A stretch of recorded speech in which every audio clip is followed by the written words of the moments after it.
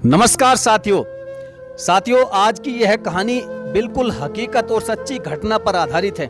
इस कहानी को पूरा सुनकर के अपनी राय कमेंट बॉक्स में जरूर लिखिएगा। तो चलिए शुरू करते हैं। मेरा नाम राखी है। मेरा जन्म गुजरात के वडोदरा में हुआ था, लेकिन बचपन में हम लोग मुंबई आ गए। मेरे पापा फिल्म डिस्ट्रीब्यूटर मोहन स्टूडियो में पार्टनर और विश्वकर्मा फिल्म्स कंपनी के मालिक थे, जबकि मेरी माँ एक डॉक्टर थी। उस जमाने में टीवी और एम्बेसडर कार सब कुछ हमारे पास था। मैंने रेखा, अमिताभ बच्चन, जितेंद्र और संजय दत्त जैसे सेलिब्रिटीज को बहुत ही करीब से देखा है, लेकिन ठाट बाट के ये दिन ज्यादा दिन तक नहीं रहे।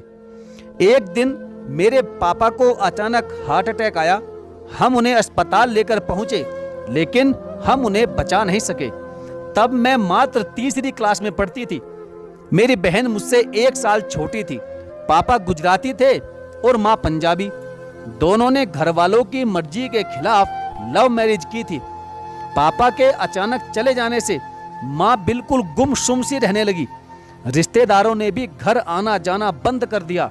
सिर्फ चाचा ने साथ दिया और अपने साथ वडोदरा ले गए, लेकिन वहां भी माँ का मन नहीं लगा। वे काफी ज्यादा अकेलापन महसूस करती थी। माँ को मोहन स्टूडियो की पार्टनरशिप के कुछ पैसे मिले थे। उन्होंने मुंबई के मीरा रोड पर 4 बेडरूम का एक फ्लैट खरीद लिया। इस तरह 2 साल बाद हम फिर से मुंबई शिफ्ट हो गए। माँ को उम्मीद थी कि पापा की मौत के बाद नानी का दिल पसीजेगा, कि शायद वह मान जाएगी, लेकिन ऐसा नहीं हुआ। नाना और नानी पर पापा की मौत का कोई असर नहीं हुआ। उन्होंने एक बार भी हमारा हालचाल नहीं पूछा। इससे माँ को काफी तकलीफ हुई। वह गुमसुम रहने लगी। धीरे धीरे उनकी मानसिक स्थिति भी बिगड़ती चली गई। वो पागलों की तरह बिहेव करने लगी। कभी खुद से जोर जोर से बातें करती, तो कभी जोर जोर से हंसने लगती और फिर सड़क पर भाग जाती। पापा का नाम लेकर बुलाती रहती थी। घर का सामान बाहर फेंक देती थी, अंदर कूड़ा कचरा रख देती थी। हम दोनों बहनें माँ को इस तरह देखकर डर जाते थे। एक दिन तो माँ ने हमें इतना मारा पीटा कि पड़ोसियों को बाथरूम की खिड़की से हमें बाहर निकालना पड़ा। इस बीच धीरे धीरे हमारे पैसे खत्म होने लगे। हमारी पढ़ाई भी छूट गई। मांग कर खाने की नौबत तक आ गई। पड़ोसियों से खाना मांगते तो वे मुंह पर ऐसे रोटी फेंकते थे कि जैसे कोई जानवर को भी कभी खाने को न दे। घर के बगल में ही एक पंजाबी परिवार रहता था। उन्होंने हमारी मजबूरी का खूब फायदा उठाया। मुझसे घर का काम करवाना शुरू कर दिया। मैं उनके घर बर्तन साफ करती, कपड़े धोती और झाड़ू पोछा करती, और बदले में रात में मुझे और बहन को सिर्फ 2-2 रोटी दे दिया करते थे। उनके घर इतना ज्यादा काम होता था कि कई बार रात में भी वहीं सो जाती थी। एक रात उनका बेटा कमरे में आया और मेरा मुंह दबाकर मेरे साथ दुष्कर्म करने लगा। उसकी माँ आवाज सुनकर कमरे में आई और बत्ती जलाकर देखा और फिर चली गई। उस दिन के बाद तो मेरे साथ हर रात रेप होता रहा, लेकिन मैं 2 वक्त की रोटी की खातिर विरोध नहीं कर सकी। उस वक्त मेरी उम्र 12 साल की रही होगी। बहुत दर्द होता था मुझे, मानसिक भी और शारीरिक भी, लेकिन मैं किससे क्या कहती। कहीं कोई रास्ता था ही नहीं। एक रोज मामा घर आए। मैं पड़ोसी के घर काम करने गई थी। उन्होंने घर में माँ के साथ मारपीट की, सारे गहने छीन लिए, दोनों बहनों की फिक्स डिपॉजिट के कागज लेकर चले गए। इससे माँ को और भी ज्यादा तकलीफ हुई। वो बिस्तर पर ही पड़ी रहने लगी। कुछ रोज बाद की बात है, सुबह सुबह प्रभात फेरी के निकलने की आवाज आ रही थी। तभी बहन ने दरवाजा खटखटाया और कहने लगी कि माँ उठ नहीं रही है। जाकर देखा तो माँ हमसे हमेशा हमेशा के लिए बहुत दूर जा चुकी थी। हम दोनों बहुत छोटी थी। कुछ समझ में नहीं आ रहा था कि कैसे और क्या करें। सारा मोहल्ला घर के सामने इकट्ठा हो गया। मैंने किसी से कहा कि मेरी नानी बोरीवली में रहती है, मुझे वहां ले चलो। मैं नानी के घर गई तो उन्होंने कहा कि कांता हमारे लिए उसी दिन मर गई थी जिस दिन उसने अपनी मर्जी से शादी की थी। मैं रोती हुई वहां से आ गई। तब तक कुछ लोगों ने माँ की अर्थी तैयार कर दी थी। फिर थोड़ी देर बाद अचानक मामा, मामी और नानी घर आ गए। रोने धोने का ड्रामा करने लगे। दोनों बहनों ने माँ को कंधा दिया और मुखाग्नि दी। दाह संस्कार के बाद जब हम घर लौटे तो देखा कि घर में नानी और मामा सारा सामान इधर उधर कर रहे हैं कि कहीं कुछ कागज या फिर गहने मिल जाएं। माँ के जाने के बाद हम बिल्कुल अनाथ हो गए थे। पड़ोसी हमारा शोषण करने लगे। दिन रात काम करने के बाद भी 2 रोटी ढंग से नहीं देते थे। बदमाश लड़के घर के बाहर घूमते रहते थे। दोनों बहनों पर कमेंट कसते रहते थे। 2 साल ऐसे ही चलता रहा। जैसे तैसे करके पड़ोसियों से पैसे लेकर बहन की शादी कर दी। लड़के वाले बहुत अच्छे थे। शादी में हमारी आर्थिक मदद भी की।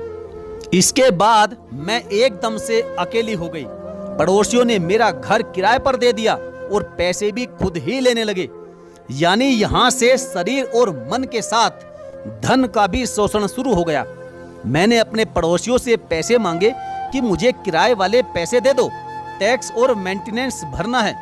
इतना कहने की देर थी कि पड़ोस के अंकल ने मेरे मुंह पर पानी का गिलास फेंक कर मारा। मैं बस रोकर ही रह गई। इस बीच रात को जोरदार बारिश हुई। शायद पहली बार मैंने इतनी तेज बारिश देखी थी। मेरे लिए वह काली रात थी। पड़ोसी ने मेरा सारा सामान बाहर फेंक दिया और मुझे घर से निकाल दिया। मुझे समझ में नहीं आ रहा था कि इतनी घनी रात को अकेले मैं कहां जाऊं। खैर, उसी मोहल्ले में एक बूढ़े अंकल रहते थे। मैं उनके घर चली गई। उन्होंने रात काटने की इजाजत तो मुझे दी, लेकिन बदले में उन्होंने मेरा रेप भी कर दिया। इसके बाद मैं अपनी एक परिचित आंटी के घर चली गई। आंटी ने मुझे किसी के घर भेजा और कहा कि वह तुम्हारी जॉब लगवा देंगे। वहां जाने पर पता लगा कि उस आंटी ने मुझे सेक्स वर्क के लिए बेच दिया है। मैं बहुत रोई। उस अधेड़ को अपनी सारी कहानी सुनाई। वो एक अच्छा इंसान था। खैर, उसने मुझे छोड़ दिया और मदद के रूप में 10,000 रुपए भी मुझे दिए। इसके बाद मैं वहां से इस्कॉन मंदिर चली गई। भगवान कृष्ण के सामने जाकर रोने लगी। मैंने उनसे कहा कि मेरा संघर्ष कम करिए, वरना मैं जान दे दूंगी या कुछ गलत राह पकड़ लूंगी। आप चाहो तो मुझे मौत दे दो, लेकिन भगवान अब कष्ट मत दो। मुझसे सहा नहीं जा रहा, रहम करिए भगवान। फिर कुछ दिन बाद मैं वृंदावन के इस्कॉन मंदिर चली गई। वहीं जाकर मैंने दीक्षा ली, शास्त्रों का अध्ययन करने लगी, भक्ति वैभव कोर्स किया, भगवत गीता का कोर्स किया, पूजा पाठ ब्रज की धरती में रम गई। मैं इस्कॉन की किताबें बांटती और मंदिर के काम करती, भजन कीर्तन करती। मेरा वहां रहना और खाना फ्री था, लेकिन मुझे पैसों की जरूरत थी। फिर एक दिन मैंने पापा के कॉन्टैक्ट खंगाले, उनके जान पहचान के लोगों से बातें की, उनसे काम मांगा। उन लोगों ने मेरी मदद की और कुछ फिल्मों में काम करने का मुझे मौका मिला। इस तरह से मैं फिल्मों से जुड़ गई। जब भी कोई प्रोजेक्ट मिलता मुंबई चली जाती और काम खत्म होने के बाद फिर से वृंदावन वापस लौट आती। मैंने बहुत सी छोटी बड़ी फिल्मों में काम भी किया। मेरी आखिरी फिल्म एक हॉलीवुड फिल्म थी, जिसके लिए 20 दिन काम करने पर 2 लाख रुपए मुझे मिले। इतनी बड़ी रकम मिली तो मैं खुशी से पागल हो गई और वृंदावन जाकर मैंने जमीन खरीद ली।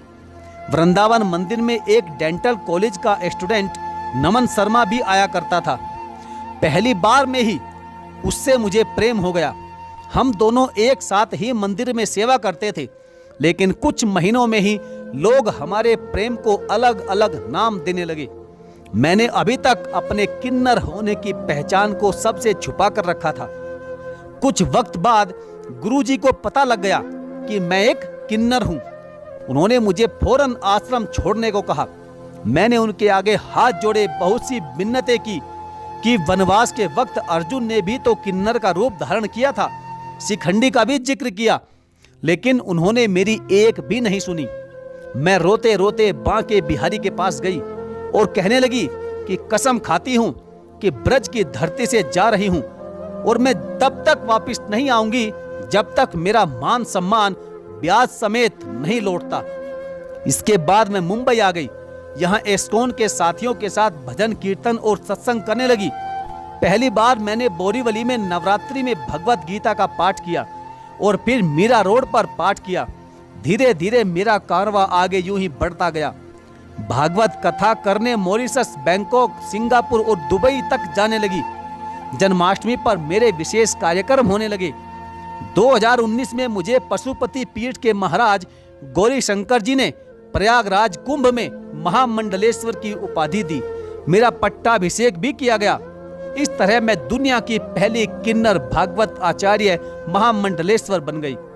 इंटरव्यू लेने के लिए दुनिया भर की मीडिया आने लगी। टॉप के हिंदी अंग्रेजी अखबारों में मेरी तस्वीरें छपने लगी। 2 दिन के बाद किन्नर अखाड़े ने भी मुझे बुलाया है। उस कुंभ के बाद जब मैं ब्रज गई तो ब्रजवासियों ने मुझे अपने कंधे पर उठा लिया। मैं बांके बिहारी के पास गई और खूब रोई, दिल भर के रोई और उनसे कहा कि आपने मेरा मान सम्मान सूद समेत लौटाया है। इस बीच एक रोज अखबारों में खबर छपी कि वृंदावन कुंभ में पहली बार किन्नर महामंडलेश्वर विराजेगी। बस फिर क्या था, किन्नर अखाड़े ने विरोध करना शुरू कर दिया। मेरा भूमि आवंटन रद्द हो गया। जो एसडीएम साहब पहले तैयार थे वे भी अखाड़े के दबाव में झुक गए। मैंने निर्मोही अखाड़े के संत को फोन किया, उनसे कहा कि मेरी मदद करिए। वह कहने लगे कि किन्नर अखाड़े का कोई पंडाल नहीं लग सकता है। मैंने कहा कि मैं किन्नर अखाड़ा से नहीं हूं और ना ही उनका कोई नाम प्रयोग करूंगी, मैं तो पशुपति पीठ से हूं। फिर मैं निर्मोही अखाड़े के संतों को समझाने में कामयाब रही। आखिरकार मुझे भूमि आवंटित हुई। इसके बाद निर्मोही अखाड़े ने हरिद्वार कुंभ में मुझे महामंडलेश्वर घोषित कर दिया। अपने साथ छत्र के नीचे बैठाया। मैंने वहां पर कथा सत्संग भी किए। ज्ञानवापी मंदिर में शिवलिंग का जल अभिषेक करने की कसम खाई थी। तब मुझे जान से मारने की धमकियां तक मिली। वहां के कमिश्नर ने मुझे काशी आने से मना भी किया, लेकिन मैं डरी नहीं। मुझे काशी में रिसीव करने वाले हिंदूवादी संगठन ही थे। उन पर भरोसा करके मैं उनकी कार में उनके साथ रही। उन लोगों ने मुझे अगवा कर लिया। उन्होंने दबाव बनाया कि मैं ऐसे बयान दूं जिससे कि दंगा भड़क जाए, लेकिन मैंने ऐसा नहीं किया। कमिश्नर को फोन करके खुद को उनके चंगुल से बचाया। इसके बाद मैंने ज्ञानवापी में जलाभिषेक किया। अब मेरे ऊपर महामंडलेश्वर नाम से फिल्म भी आ रही है। दुनिया का पहला किन्नर पुराण भी मैं लिख रही हूं, जो जल्द ही सभी के हाथों में होगा। साथियों, यह सच्ची घटना और सच्ची कहानी दैनिक भास्कर से ली गई है। यदि आपको कहानी पसंद आई हो तो वीडियो को लाइक करके चैनल को जरूर सब्सक्राइब करिएगा और इस वीडियो के बारे में, इस कहानी के बारे में आपकी जो भी राय हो वह भी कमेंट बॉक्स में लिखना ना भूलें और साथ ही साथ चैनल को सब्सक्राइब करके बेल आइकन को प्रेस करना बिल्कुल ना भूलें। तो चलिए साथियों, मिलेंगे फिर और किसी दमदार और बेहतरीन कहानी के साथ। तब तक के लिए धन्यवाद। जय हिंद।